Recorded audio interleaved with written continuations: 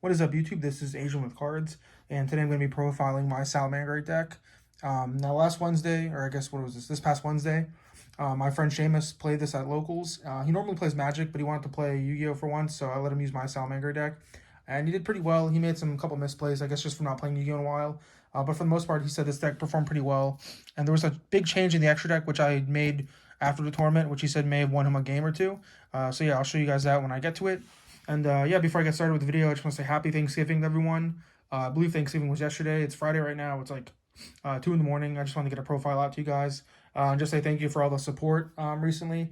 I'm almost at 1,000 subs, which will be really cool. So yeah, once I get there, I'll probably make a special video, maybe a giveaway, depending on how I feel. So yeah, guys, and I'm not talking too loud because there's people sleeping where I am right now. So yeah, let's get on with the profile. So it's 40 cards, and for the main deck, I guess we have it's separated into like engines and stuff. So this is the salad portion. Triple Gazelle, standard. I played this deck a little bit when the Gazelle was at 1, but being at 3, it's just like insane. And then we play the new guy, the Lady Debug, but into archetype guy, Salamangreat Fire. He searches for any Salamangreat monster, and then he locks you into fires, which is not that bad. But that's the problem when I get to the extra deck is you get locked in the fire, so you can't go like Axe's Code Talker for game. So I'll show you what you play in the extra deck to bypass that. And then I play Triple Spinny, just because this works really well with mining. And a lot of like 2-card combos in this deck rely on like you having Spinny for an extra extender. And this is the best one also because it's level 3. So it makes your Gazelle being able to make Mirage Jelly really easily. And then I play 2 Foxy. I see a lot of people playing 3. But it's not as good as Spinny when you discard it because you still have to pitch a card to summon it. And it's not as good, and it uses up your normal summon. But yeah, 2's fine. And then for the one-ofs, just 1 Jack. I don't play, sorry, any other level 4 monsters. And I don't play Desires, so I didn't think that playing multiple Jaguars is fine. And a lot of people are playing DD Crow this meta, but I was just like, if it gets DD Crowed, you know, what's going to happen? And then 1 Weasel. Weasel is really cool because I play Gozen match in this deck, so being able to give this to your opponent, draw a card, and then you can lock when it goes in is just crazy.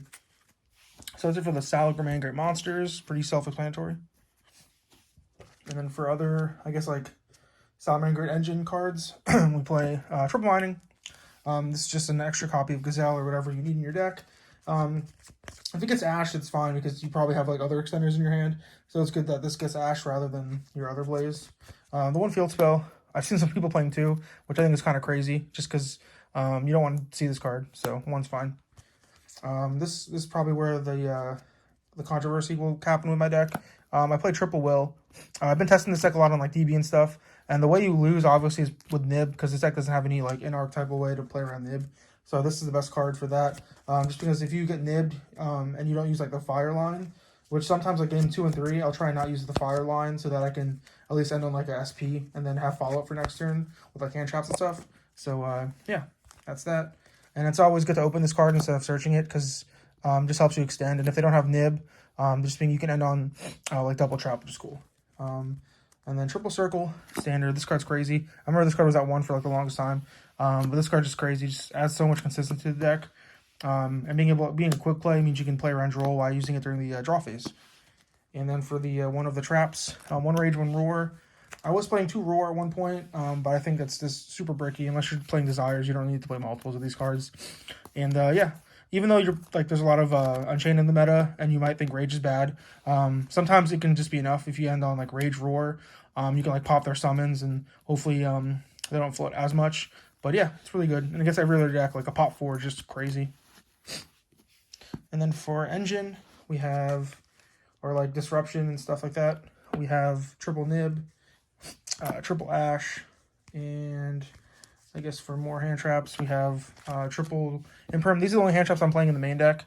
I don't want to go over and play like 12 or so, just because I wanted like the most impactful hand traps against like going blind into the format. So that's that. And Ash is really good too because it's like the best deck that can play Ash because you can just recycle with Sunlight Wolf. And then I did play, instead of playing more hand traps, I played Triple Droplet.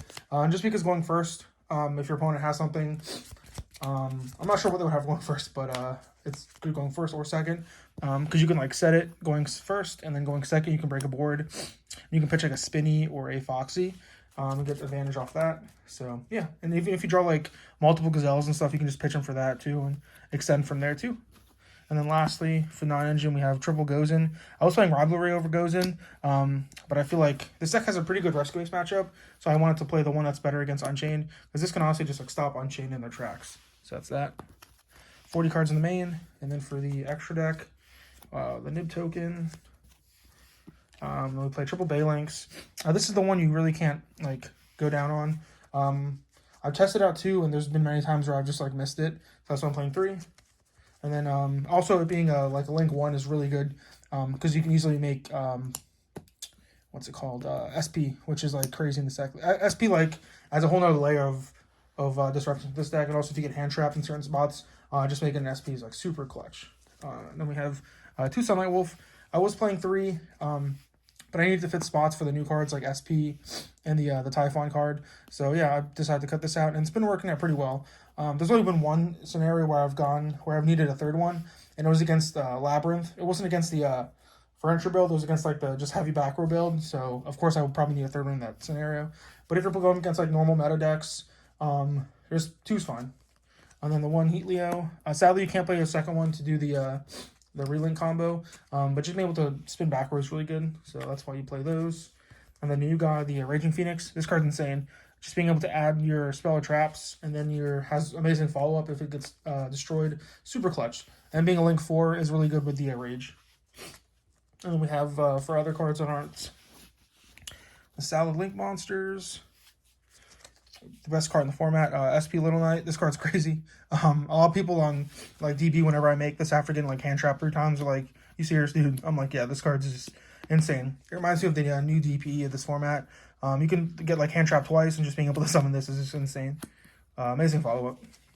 And then the Proxy F with the Pin Knight early, and I guess this goes with the Violet Chimera. This is the combo you play that gives you OTK if you just have access to your fire line, because you get locked in fires, and these are all fire types. So just being able to OTK your opponent, because I believe you can like Weasel them and then put the monster in attack position that you give them, and then it's going to attack for I think 8,800 damage. You don't get the pops that Axis Code will give you, but that's fine because you get locked. So yeah, that's that. So those are that engine, which is pretty cool. I like it a lot. It's pretty cool. And then for more links, we play the one, what is this card? The Heatzel. Heatzel's pretty cool. Being able to draw cards is always fun, especially games 2 and 3 when you have side cards. And then we have the one Mirage Dalio. Like I said, if you're playing more than one, you're probably playing the deck wrong. If you manage your resources, you should be fine with 2 or more, 1. So, yep. And then we play the one Typhon. I was thinking of playing Zeus, but there's just no room in the extra deck. And Typhon is just pretty good. A lot of times if you make this, you're probably losing because you can't summon anymore. But there's fringe scenarios where making it's really good. And then for side, triple DD Crow against Tyr. Tyr is probably your worst matchup because they just mill your whole deck, and yeah, you can't really do anything about it. And then triple Droll against Vanadium for hand traps. And then we play Lightning Storm Duster just against back row decks. Same thing with Evenly. Against like Rescue Ace is really good. A lot of times they really just can't answer like Master Board removal. And then going first, if you take out Gozen match, you can put in summon limits because you can just make your combo and then like have Rage Roar with your Phoenix. With this, it's just like game against most decks going second. So yeah, guys, that's it for the profile. Let me know what you guys think. I really like this deck. It's really cool, really nostalgic. I'm not nostalgic because this deck came out in like 2019. But it's weird to say it's nostalgic. But yeah, guys, let me know what you guys think. And once again, thank you guys for all the support. I'm almost at 900 or 1,000 subs. So please, if you're unsubbed yet, please subscribe. And yeah, make me really happy. Thank you. Peace.